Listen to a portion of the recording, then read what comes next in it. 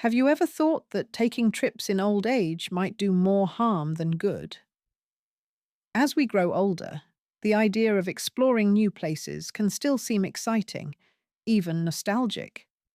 But what many seniors don't realize is that travel after 65 comes with risks and challenges that often go unnoticed until it's too late. It's not about giving up on new experiences.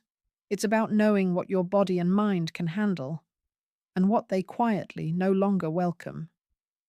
In this video, we're going to explore 5 important reasons why traveling in old age may no longer be in your best interest.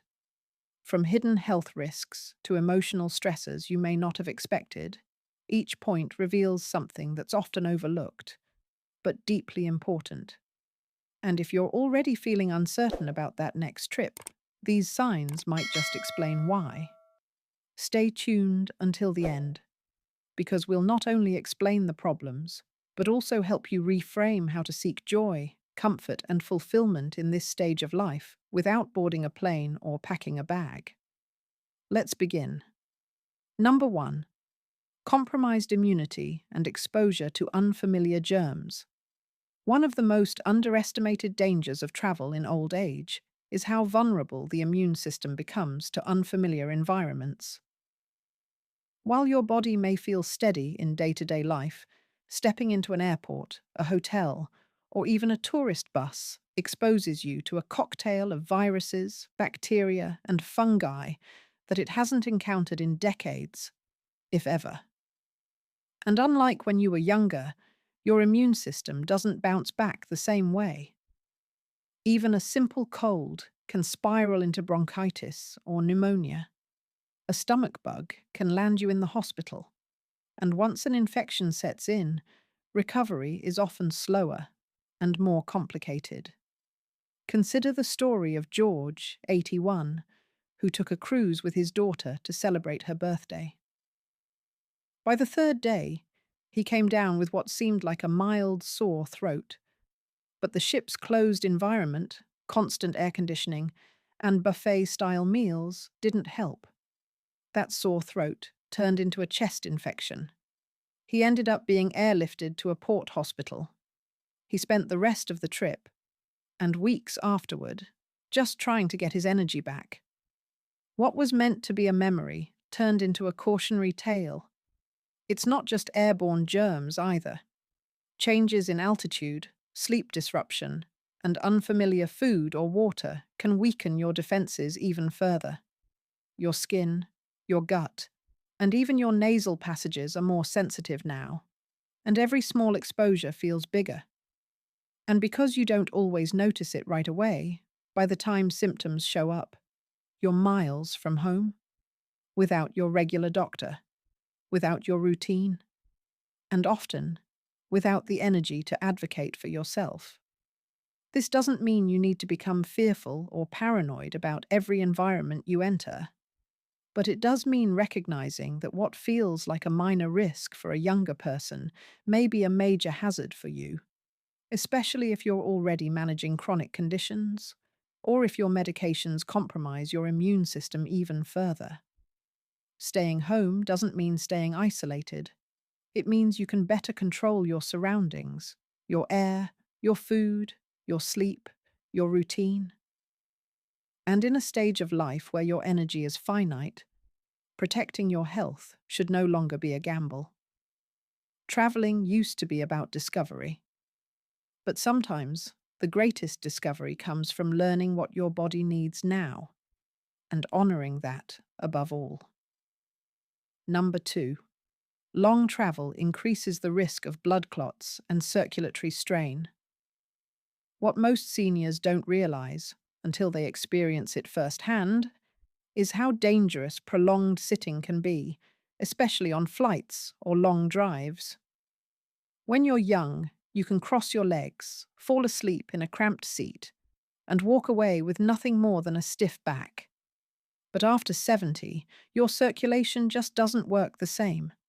Blood moves more slowly, veins become less elastic, and the risk of deep vein thrombosis, dangerous clots that form in the legs and can travel to the lungs, increases dramatically when you're immobilized for too long. It's not just a theoretical risk. It happens in real life to people who thought they were being careful. Take Harold, 78, who took a 6-hour flight to see his grandson graduate. He walked the aisles once or twice, drank plenty of water, and wore his compression socks. But 2 days after he arrived, he felt chest pain and shortness of breath. Doctors found a clot had formed during the flight and travelled to his lungs. Thankfully, he was treated in time, but his entire visit became a medical emergency. The irony is that the very act of sitting, doing nothing, can be more dangerous than walking around. And for many seniors, mobility issues or stiffness make it even harder to get up and move when they need to. Add to that dehydration, changes in air pressure, and anxiety around flying, and you've got a perfect storm that can quietly and seriously harm your health. Even road trips can carry the same risk. Hours in a car, limited stops, and infrequent stretching cause the same slow blood flow. You may not notice it at first, but symptoms can creep in slowly.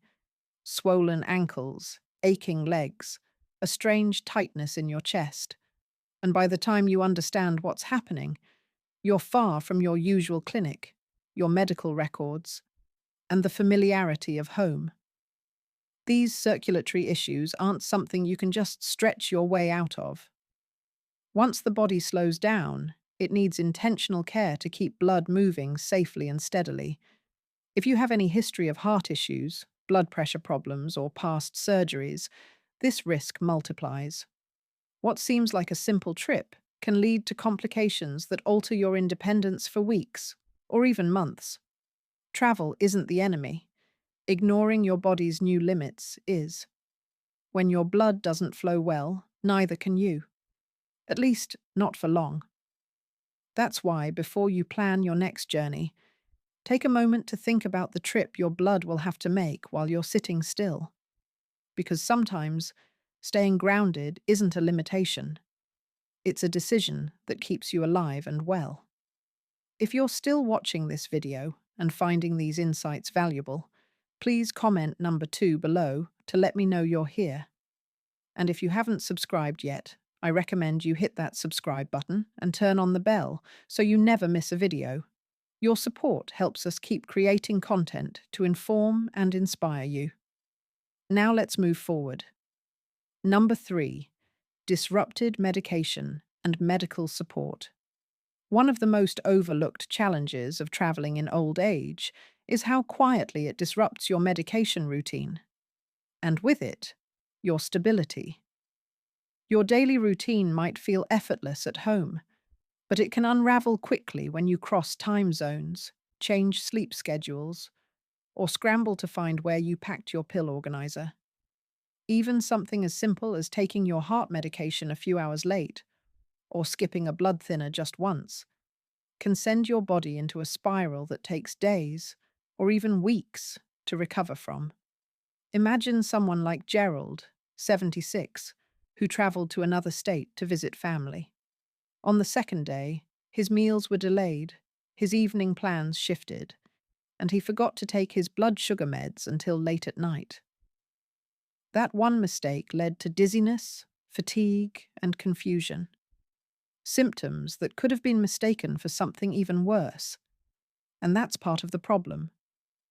When your health shifts unexpectedly while traveling, it's harder to tell what's just a hiccup and what's a real emergency.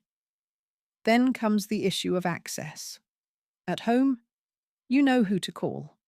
Your doctor knows your history, your prescriptions, your allergies, and what's normal for you. But when you're hundreds or even thousands of miles away, you're relying on urgent care centers, over-the-counter guesses, and unfamiliar healthcare systems. Even with travel insurance, nothing replaces the comfort of being understood and cared for in a place that knows you. There's also the risk of running out of meds, losing them in transit, or finding that your prescription isn't available in another country, or even another state.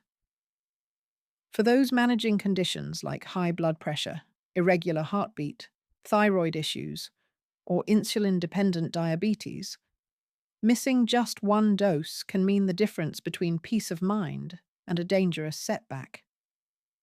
Staying on top of your medication isn't just a habit, it's a life-preserving structure.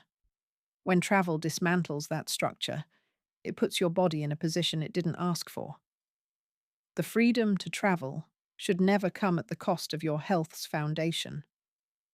So before you book that ticket, ask yourself, are you truly prepared to manage your health without the support and structure you rely on at home?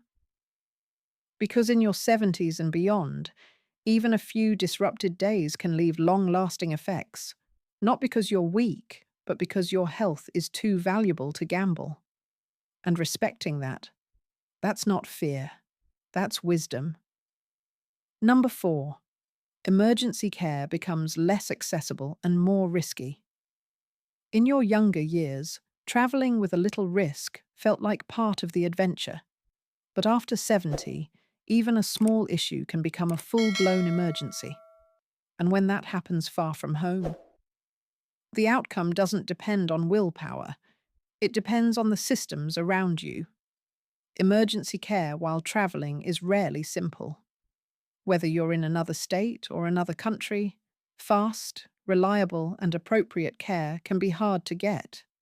Imagine collapsing in a hotel lobby or feeling chest pain on a tour bus. Who will speak on your behalf if you're unconscious?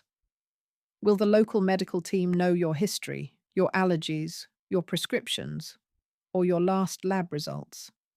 And if they need to act fast, will they make the same choices your regular doctor would? Probably not. And it's not because they aren't skilled. It's because they don't know you. Picture Ruth, 83, who fell on a cobblestone street during a European river cruise. She fractured her hip. The nearest hospital was over an hour away. Once there, the staff spoke limited English. Her insurance card didn't translate. Her daughter back home couldn't reach the doctors.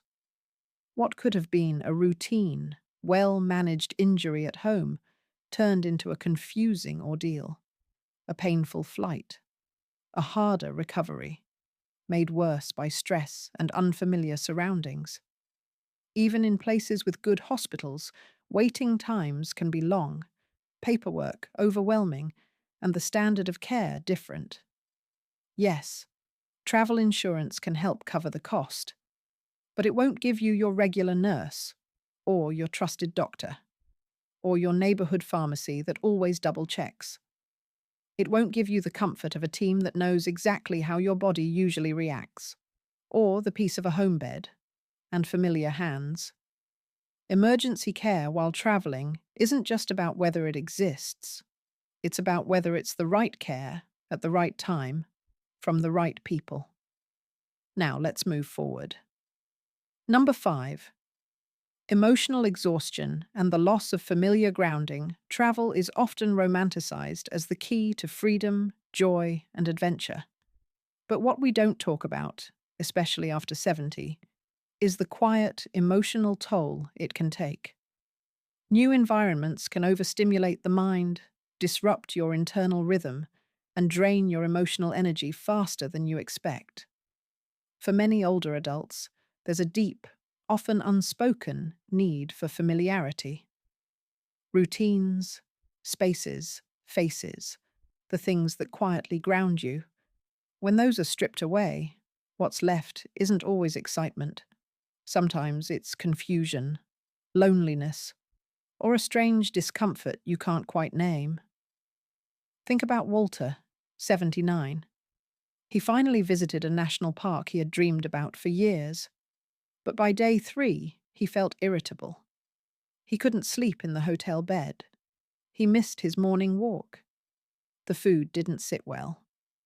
When his daughter asked if he was enjoying himself, he smiled and said yes. But deep down, he was counting the days until he could go home. It wasn't the landscape that wore him out. It was the loss of rhythm, of comfort, of control, of being known. We often overlook just how much peace comes from simple things. That one chair you drink your coffee in, the sound of your favorite radio station, the feel of your own light switch in the dark. These aren't just habits, they're emotional anchors. And when you've spent decades building a life that fits like a glove, wearing a foreign jacket, even just for a weekend, can feel exhausting. Now add the pressure of trying to keep up with younger family members or pretending you're fine just so they don't worry. That quiet, emotional labor, it weighs heavier than any suitcase. And when you finally return home, the recovery isn't just physical, it's spiritual. It's your nervous system slowly recalibrating, back to calm, back to safe. This doesn't mean you've stopped growing or exploring. It means you've become wise enough to understand the value of peace. That stability is strength, and that you don't have to chase adventure to prove your life is meaningful. Because the quiet joy of a morning walk in your own neighborhood, a phone call with someone who truly gets you, or a warm meal you've made 1,000 times, can mean more than a rushed tour of a place you'll forget in a week. Staying home doesn't mean you've stopped living. It means you've started listening to your body, to your inner wisdom, to the gentle difference between adventure and anxiety. And that kind of wisdom, it deserves more respect than any passport stamp. Final thoughts. If you've made it this far, you're someone who truly values your health, your peace, and your well-being, and that already puts you ahead of the curve. Travel can be beautiful, but after 70, the rules change. What once felt like freedom can carry hidden costs to your body, to your emotional balance, to your safety. Today, we talked about 5 important reasons to rethink travel as you age. How long journeys can weaken your immune system, the risks of poor circulation, the danger of medication disruptions, medical emergencies far from home, and the emotional cost of leaving behind what grounds you. These aren't just cautionary tales, they're real truths, shaped by experience and guided by wisdom. So take a moment to reflect. Ask yourself honestly, what do you need right now? Aging doesn't mean losing your spark. It means choosing, wisely, how to protect what matters most. Sometimes saying no to movement means saying yes to peace. And you've earned that peace. You have every right to choose comfort over chaos, familiarity over noise, stillness over stress. If this video helped you, please like, subscribe, and share. Thank you for being here. We'll see you in the next one.